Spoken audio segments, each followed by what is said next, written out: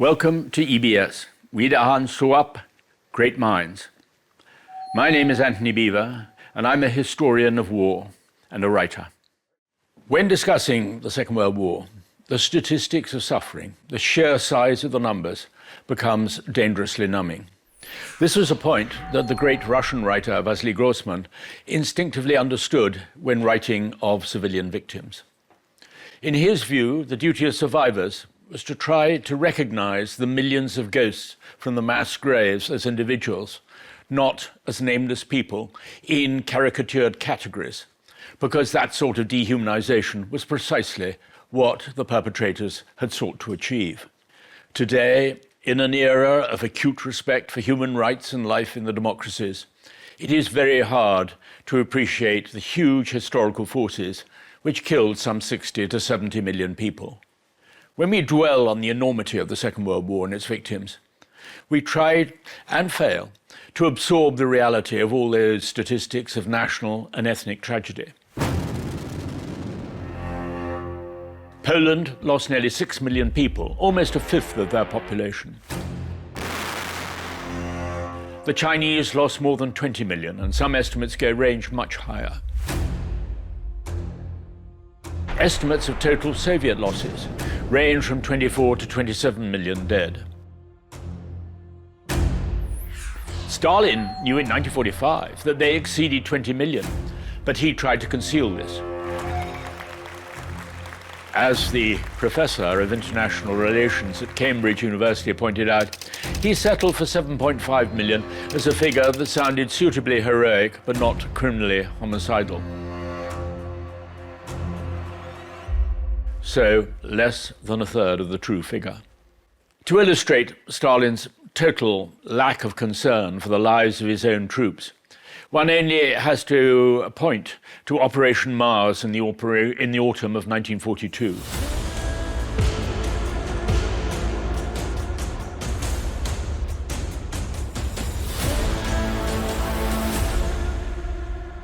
It was one of the most cold-blooded decisions in the whole history of warfare.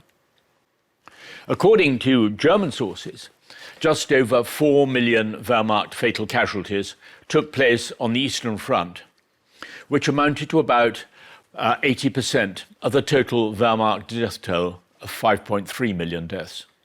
This forms the core of the largely justified Russian claim that it was the Red Army which broke the back of the Wehrmacht and not the Western Allies. Yet at the same time, Vladimir Putin refuses to acknowledge the American and British contribution to Soviet survival and ultimate victory on the Eastern Front. He implicitly echoes the Soviet party line that the United States and Britain kept delaying the cross-channel invasion so that the Red Army would suffer the casualties, not their own men. The truth was rather different. Any attempt to launch the cross-channel invasion before the summer of 1944 would have been a disaster. And even Stalin acknowledged privately to Khrushchev that if the United States had not helped us, we would not have won the war.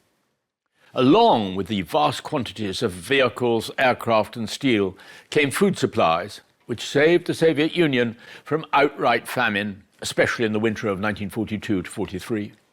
Few Russian historians, however, are prepared to acknowledge that the controversial Allied strategic bombing campaign against German cities also helped the Soviet Union enormously.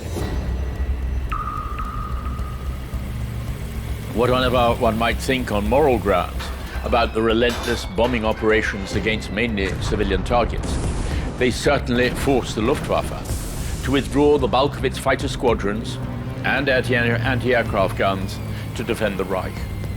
And this gave the Soviet Union air superiority on the Eastern Front. The 88mm anti-aircraft guns were the Germans' most effective anti-tank guns, so this also made a great difference in the ground war. The other important side effect of the Germans losing air superiority on the Eastern Front meant that they could not carry out air reconnaissance over the Red Army's rear areas.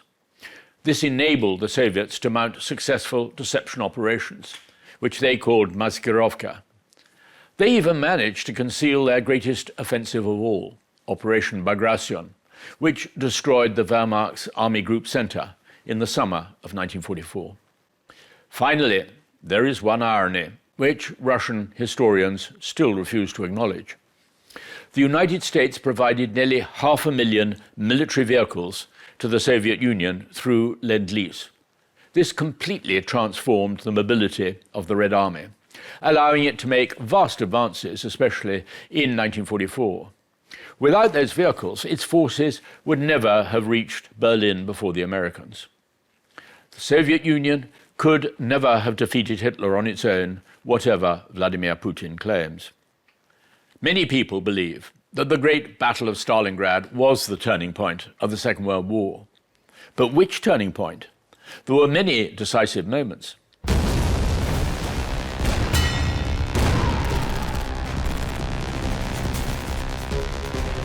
The first came in May 1940, when the retreating British Army was trapped at Dunkirk.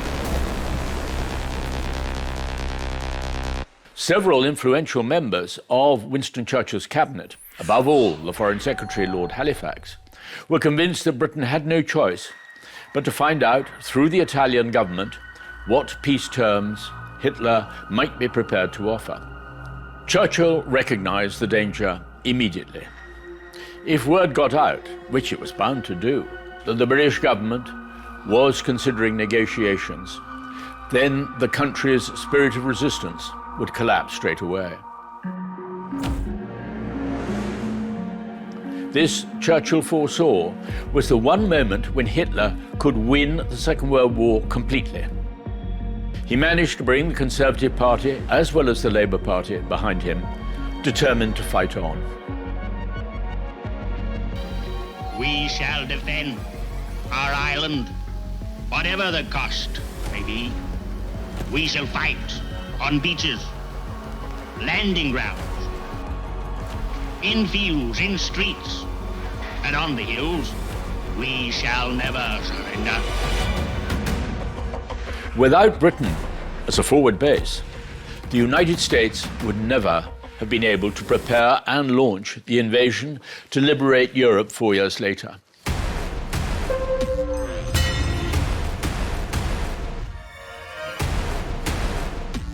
Some might argue that Hitler's decision to invade the Soviet Union in June 1941 was a turning point, because it was there that the German armed forces, the Wehrmacht, met their destruction. Yet it is more reliable to identify December 1941 as the geopolitical turning point of the war, with the Wehrmacht blocked before Moscow, and most important of all, Hitler's declaration of war on the United States of America. From this point on, there was no chance of the Axis winning the war.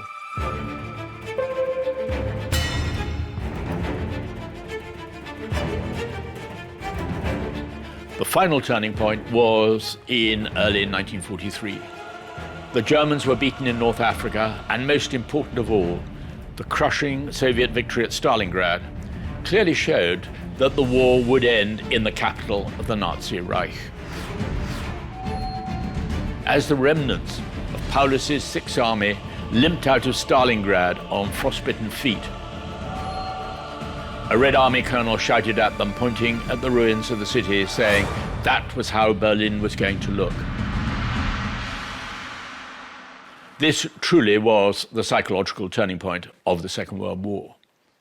Everyone, apart from a fanatical Nazi, could now see clearly that the war would end with the utter destruction of Nazi Germany and its allies.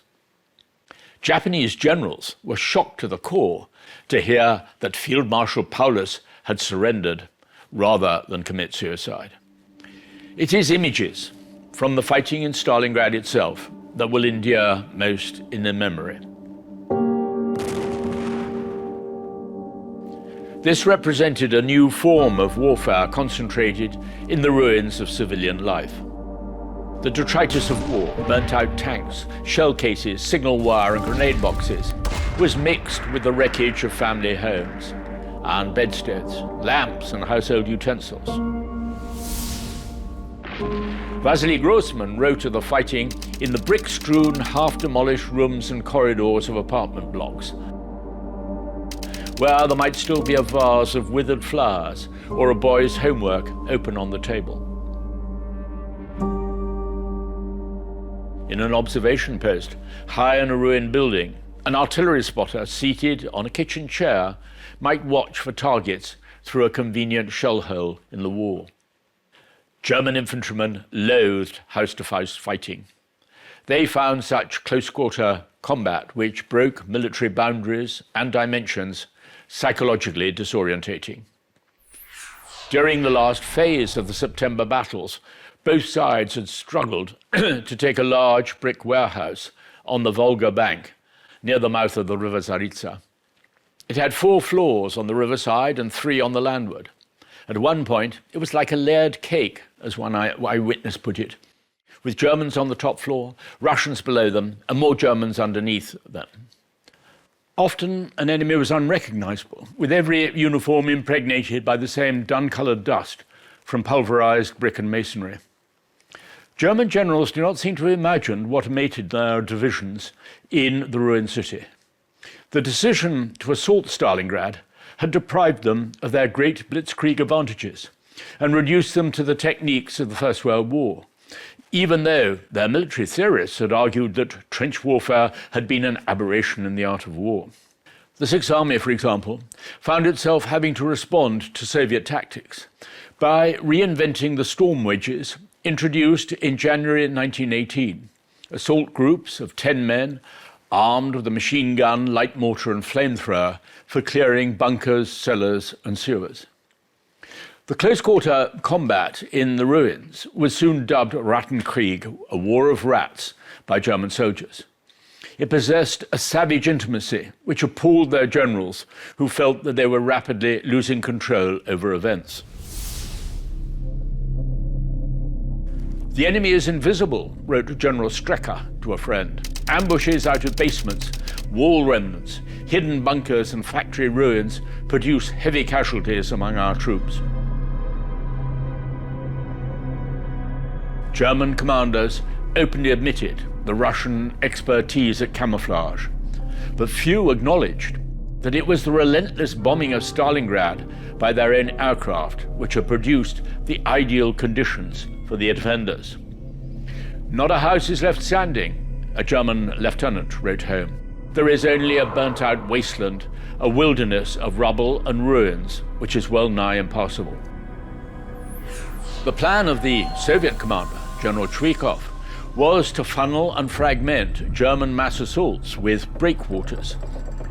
Much of the fighting, however, did not consist of major attacks, but of relentless, lethal little skirmishes.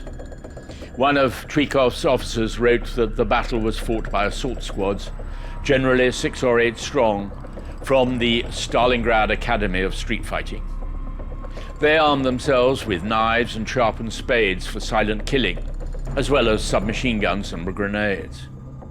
The assault squads sent into the sewers were strengthened with flamethrowers and sappers bringing explosive charges to lay under German positions. A more general tactic evolved based on the realization that the German armies were short of reserves. Zhukov ordered an emphasis on night attacks, mainly for the practical reason that the Luftwaffe could not react to them, but also because he was convinced that the Germans were more frightened during the hours of darkness and would become exhausted. The German soldier came to harbor a special fear of the Siberians from Colonel Batuk's 284th Rifle Division, who are considered to be natural hunters of any sort of prey. Focusing entirely on the dead makes us overlook the way the Second World War also totally changed or marked the whole life of survivors. It was hard enough already to comprehend fully the true experience of soldiers then. The conditions under which men fought were sometimes so desperate that today we can hardly imagine how they endured them. Even many who were there look back with amazement. One Red Army officer, Vladimir Ivanovich Tulyanev, said, "Nowadays, I can't believe that we were able to live in the trenches, in the open, in the snow, never taking off our shoes or clothes, with no water or source of heat. How on earth did we survive all that? Red Army snipers at Stalingrad, for example, were ordered to shoot starving Russian orphans who'd been tempted with crusts of bread by German infantrymen to fill their water bottles in the Volga. Much has been written about the fighting qualities of different armies in the Second World War, especially the difference between the armies of democracies and the armies of dictatorships. Much less has been said, on the other hand, about their similarities, if one studies the performance of average as opposed to elite troops. Contrary to some of the wilder theories of combat performance, the evidence indicates that only a small proportion of frontline troops truly engaged in combat. An initial study in the British Army was carried out in Italy by Major Lionel Wigram in 1943. Wigram estimated that in most platoons of about 30 men, only a few really did the fighting. Another small group of men were likely to run away at the first opportunity. Those in the main group in between would follow the fighters if things went well, or the potential deserters if they went badly. General Montgomery was so horrified by the report that he had it suppressed. The American combat historian, Brigadier General S.L.A. Marshall, went into the subject in much greater detail soon after the war. There can be little doubt about the overall conclusion of his work, that only a minority of soldiers in a conscript army shoot at the enemy. The Red Army was no different, but as we found in the Russian archives, Soviet officers argued during the war that a weapons inspection should be carried out immediately after an engagement with the enemy. All those found to have clean barrels should be executed immediately as deserters. Between 1941 and 1945, some Red Army soldiers, those who survived the battles along the way, fought and marched for more than 12,000 kilometers. Red Army soldiers, afraid both of their Nazi enemy and of execution by their own side, were put under a terrible psychological pressure. They and Soviet civilians were crushed pitilessly between the two totalitarian regimes.